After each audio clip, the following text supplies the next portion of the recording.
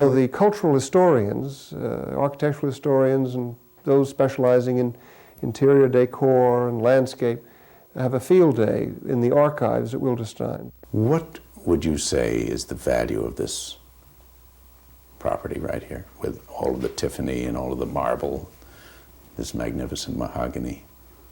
I'm sure that it would be considered priceless. Mr. Madden, I'm very glad to welcome you to Wilderstein. Thank you very much, Miss Suckley. Margaret has been here nearly 95 years. This is Wilderstein. It is a beautiful place on the Hudson River. And when we come back, we're going to meet some people who are going to tell us all about it and the effort that is underway to restore it to its original and beautiful state. When we return right here on the river. Wilderstein. It sits quite alone on its lofty 35 acres overlooking the river. Since the 1850s, when it was built, it has belonged to the Suckley family and no one else. Miss Margaret Suckley, who is a lifelong resident of the estate in Rhinebeck, donated the house and its 35 acres in 1980 to Wilderstein Preservation, a nonprofit organization dedicated to preserving and restoring the mansion. Ms. Suckley preferred to leave the talking to the man who is in charge of the committee to restore the mansion, John Winthrop Winty Aldrich.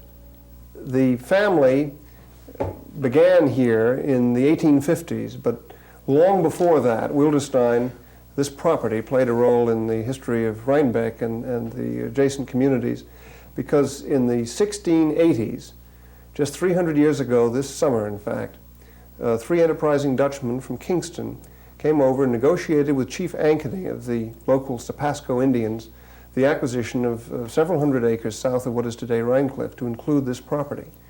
And to mark this transaction, they created on a stone outcropping that survives here at Wilderstein a petroglyph, which is a marking on stone which took the place of what today we'd call a recorded deed and satisfied the Indians that this was a record of the transaction, satisfied the Dutchman.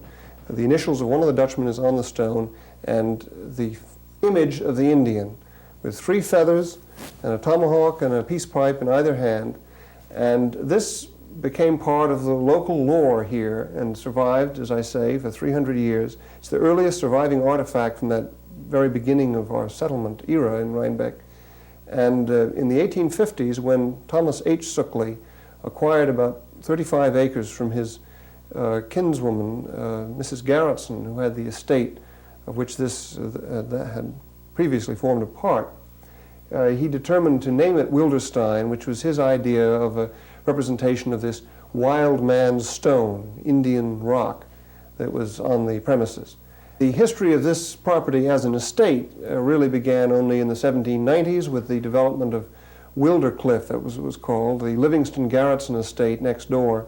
And then in the 1850s, when Mr. Suckley acquired part of that property and created a new estate with a house in the Italianate style, where this house now stands.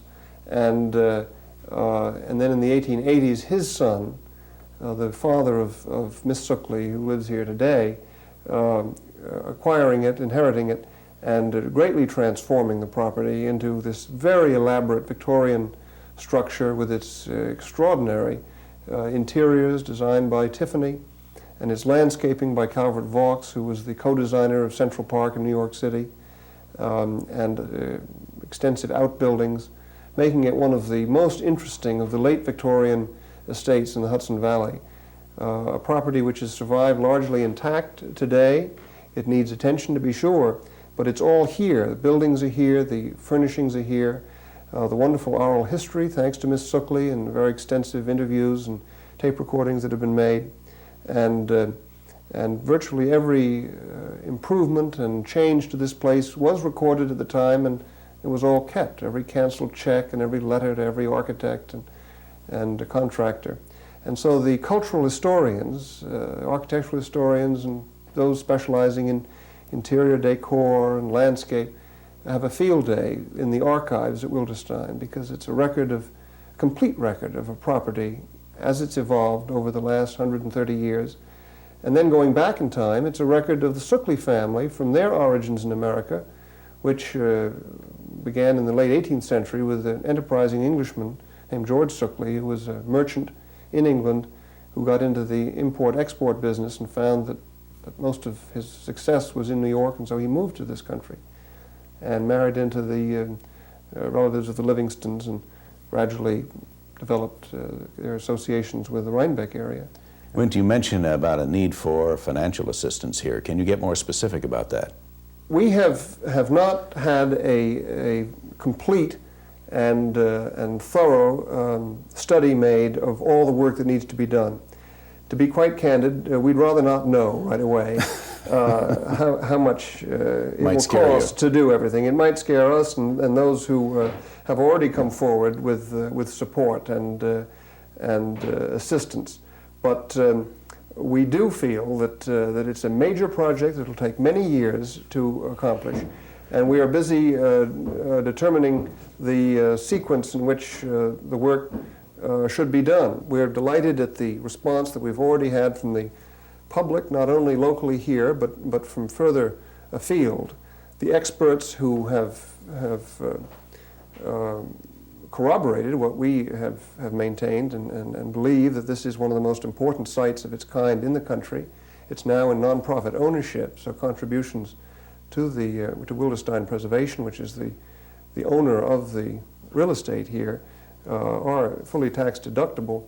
But the experts who say this is the top of the line, and their support, but the support of foundations and government agencies, to the degree that they've been able to provide us with some assistance, as they were in the recent stabilization, we call it, of the carriage house here, a wonderful outbuilding that was in very seriously deteriorated condition several years ago, have been heartwarming. But I think what's most gratifying to us is the response of the people in this community, Rhinebeck and Hyde Park and Dutchess County and Ulster County, who have, perhaps many of them have always known about the Suckley property, about Wilderstein, wondered about it, and have now had an opportunity on several occasions to come during our open house events. Tell us about those open houses. In 1984, in December, miserable weather, we had expectations of perhaps 500 people. We did publicize it. We charged no admission, and we were going to serve tea and cookies, and we had difficulty stemming the crowds, because not that we wanted to stem them, but dealing with the traffic, because 5,000 people came during a two-day open house, 4 hours each day, and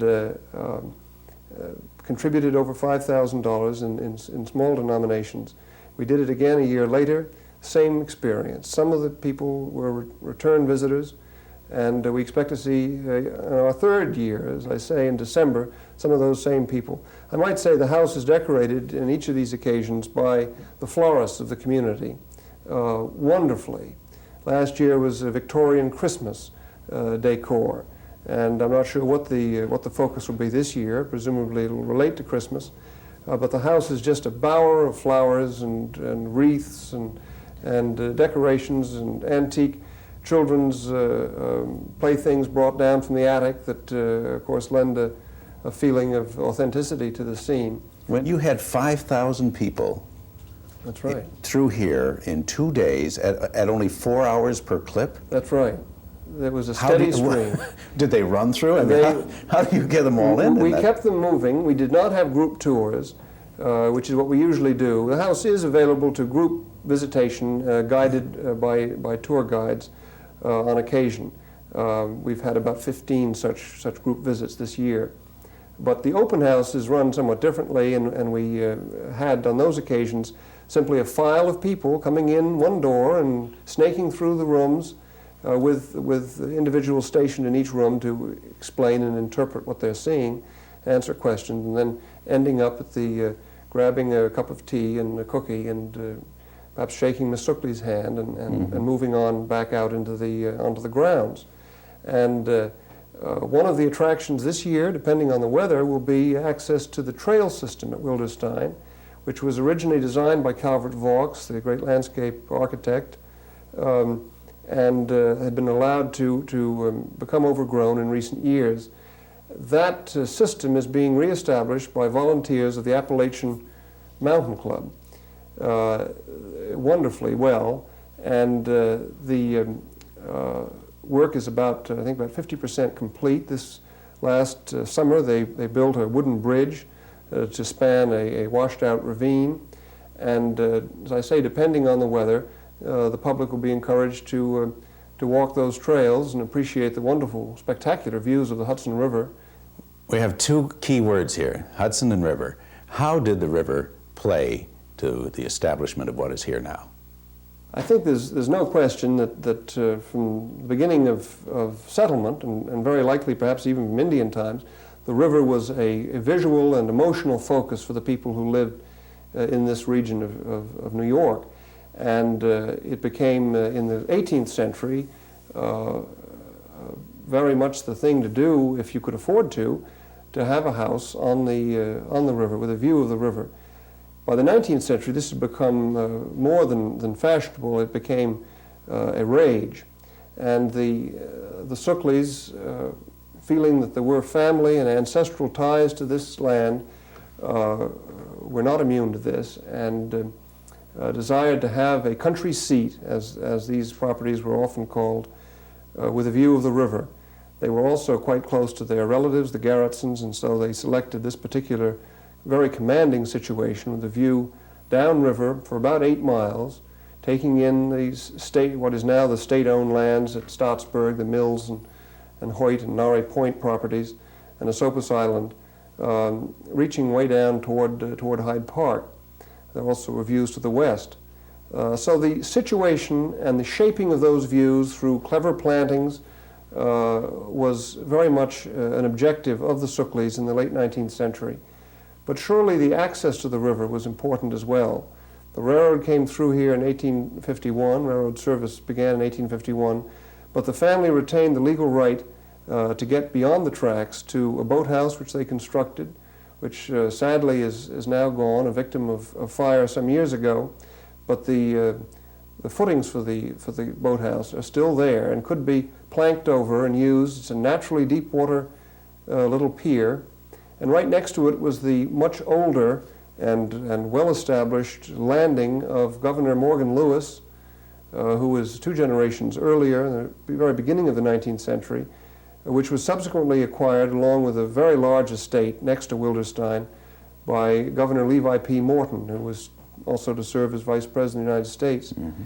And the Governor Morton established a major private pier there, and I'm very pleased to say that the man and woman who have recently acquired that part of the Morton estate have just announced their gift of 5 acres to Wilderstein Preservation to be completed this year.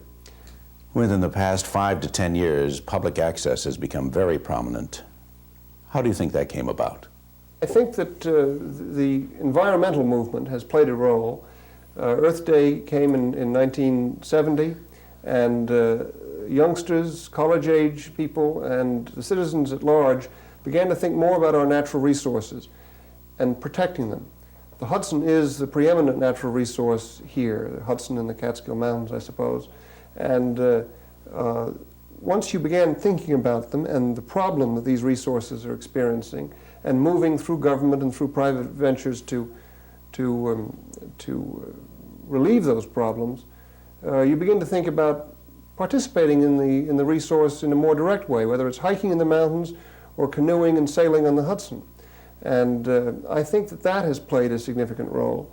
I think that it's also a fact that the river has, for these historical reasons, has not been as accessible. And with the passing of the great steamboats and the mass excursion potential that they offered the public, there was a turning away from the river. It was polluted. There were no vessels available in which to ride, and the people couldn't afford to maintain private boats. I think that is changing. I think with prosperity in the last 15 or 20 years, more people have their own sailboats and their own motorboats. There certainly has been a tremendous boom in business at the marinas and at the sailing clubs. And you see more boats, private craft, out on the river. Hudson is also a throughway for pleasure craft as well as for commercial vessels going north and into the canal systems. So that a lot of the boats you see are not local. But we encourage that and we're delighted by it.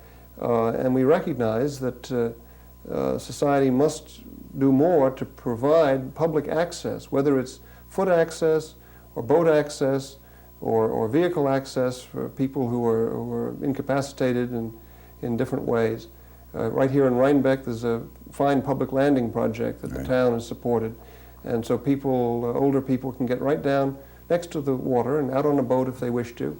In fact, just a couple of years ago, Miss Margaret Suckley, who is the donor of Wilderstein and continues to live here, for the first time in her life went ice boating at the Rhinecliff dock. And on a boat that belonged to President Roosevelt's uncle. The boat was 100 years old. Miss Suckley was over 90. And it was quite a lot of fun. And she said, now I've done it, I don't need to do it again, but she enjoyed herself tremendously. So it's important for the people to get out on the river, whether in its frozen state or during the summer, to enjoy it and to have the means to do so.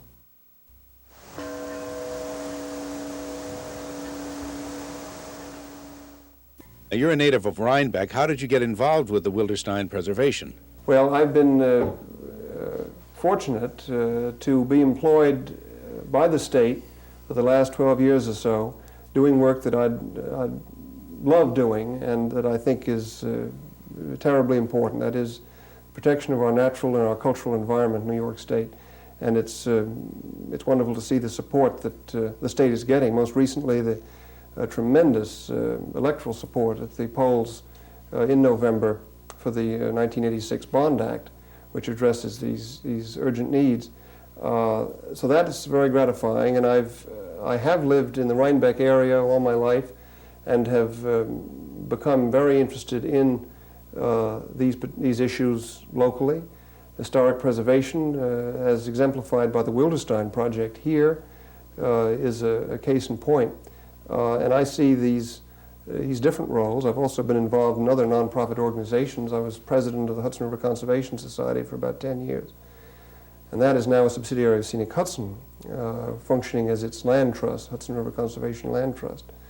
And I've been involved in the Maritime Center over in Kingston and other organizations. But right now, Wilderstein is commanding a good deal of my spare time as a volunteer, as the president of the board, because I see it as a now or never project. It's a great rarity. It's survived now for just about 100 years in its present form as a Victorian estate, and I've been told that properties, historic houses particularly, if they survive to be 110 or 115, people begin to get interested in them again. But there's a period of time from about the age 90 to 105 when they really look pretty dowdy and old-fashioned and even ugly, and no one can imagine any use for such a white elephant. It's wonderful that Wilderstein is catching on, and I think we intervened at Miss Suckley's urging a few years ago at just the right moment. And it seemed at the time that I could not imagine not lending a hand and encouraging others to lend a hand to so important a project. What has happened, among other things, in recent years is that Rhinebeck has become economically a very prosperous community. Real estate values are skyrocketing. There are many people coming up from New York, either as weekenders or to retire, and they see the virtue of this kind of preservation effort, this kind of adaptive reuse effort as we move toward new uses for Wilderstein in the public interest in the years to come. And that's something that I, for one, could not turn away from. I heard you a while ago refer to Ms. Suckley as cousin. Are you related? Well, very distantly related. I suppose we're seventh cousins or something like that. We all descend from Robert Livingston, the first lord of the manor, who was the major figure in the late 17th and early 18th century. And so it's a remote relationship, but I think it pleases Miss Suckley, and it certainly pleases me to focus on that cousinage. Elise Berry is a native of Westchester County. She is the executive director of Wilderstein Preservation, and she says they have great hopes of maintaining and restoring the mansion. Wilderstein will be restored as best we can to its earliest period in the 1880s, not its 1852 period, because in 1852 it was only a two-story house then. But in the 1888 period, which we hope to be able to use as our guideline, we'll be able to restore the exterior, the grounds, some of the other outbuildings to that period. The interiors will probably be restored to maybe a little later time. That policy has not been fully developed yet, but we do have the opportunity to use the 1888 period, which is when Mr. Tiffany was working here, but also to use the period of the last time when a Suckley is in residence in this house. I understand the interiors are designed by Tiffany. Joseph B. Tiffany was a present-day, I guess, interior designer of his time. He worked in elaborate interiors mostly in the late 1880s. He had been introduced to Mr. Suckley by Governor Morton, who lived across the street, because Mr. Tiffany had done Ellerslie, which was the Morton Place, which no longer stands. So it was through that introduction that he came to work here. He designed all of the elevations of every room in the entire first floor of the house.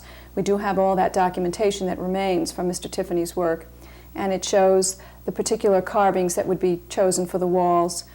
Each panel of the ceiling, for example, in this dining room are of a different design, and each design was specifically drawn by Mr. Tiffany. Then he did design the light fixtures because, for example, there weren't very many houses in the 1880s, and certainly in a rural area like Rhinebeck, that had electricity.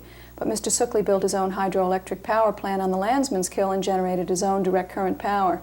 So all of our fixtures were always electric. We never had gas that was later converted. So then, therefore, they had to be designed specifically as electric fixtures. Mr. Tiffany also used another company called Portier Stuyvesant Company to work on the white and gold room, or the Louis XVI room, because they specialized in that period of design. So under his direction, they designed the room, which is the white and gold room, has the silk damask wall covering and the specific pieces of furniture designed for the room. And there is an obeson, too, that was woven specifically for that room, which we have. It's not on the floor now, but we do have it here.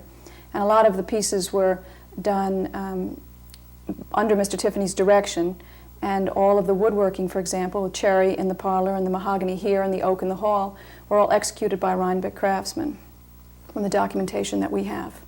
Elise has an extensive background. It not only includes working with the Wilderstein Preservation, but also experience with the preservation of lighthouses. As a student at Pratt Institute, I did my graduate thesis project on the adaptive reuse of the upper Hudson lighthouses. Later on, I went on to put all 7 that remain on the National Register of Historic Places.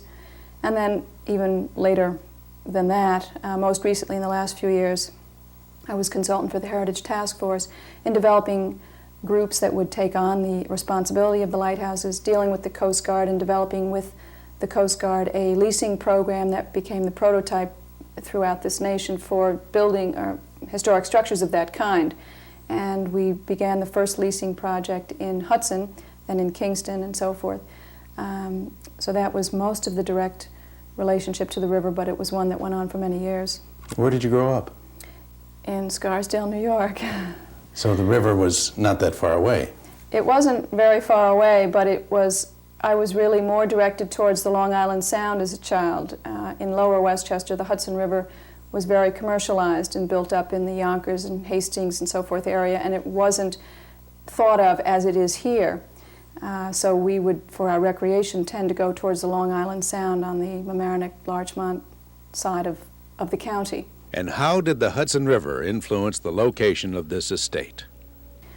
Well, the Suckley family first built this property, as Wendy mentioned, on land of a cousin's, and it overlooked the river, and the river was very important to them. They did have at one time a boathouse where they had boats and as well as ice boats. They were an outdoors family. There were 6 children. They played outdoors all of the time. Many of the items that are in this house reflect their interest in outdoors and the trails that we have here, and the river and the ice boat and so forth. We have an early tent from Abercrombie's. We have ice shoes, we have snowshoes, skates, other things that the children used as children when they played on the grounds here. So it was very important to them, and it's very important to Miss Suckley still, to be able to see the river, to see the views that Calvert Vaux had originally designed in the 1890s, as she can remember them as a child. And she's very pleased that we're being able to assist in opening those views again. But the river was the reason that this parcel was chosen, so that they would have the views and they would be able to enjoy it. As we end our visit to Wilderstein Mansion and note the magnificent mahogany walls along with the interiors designed by Tiffany, let's ask, what would be a price on this estate? How much is it worth? I'm sure that it would be considered priceless. I don't think that a price could be put on a lot of it. Certainly people look at it in the realm of what its restoration will be. But when you consider all of the various parts of the house and those parts that are priceless, the restoration is really a small amount of money to be invested in such a worthwhile legacy that Miss Suckley will leave for everyone to enjoy.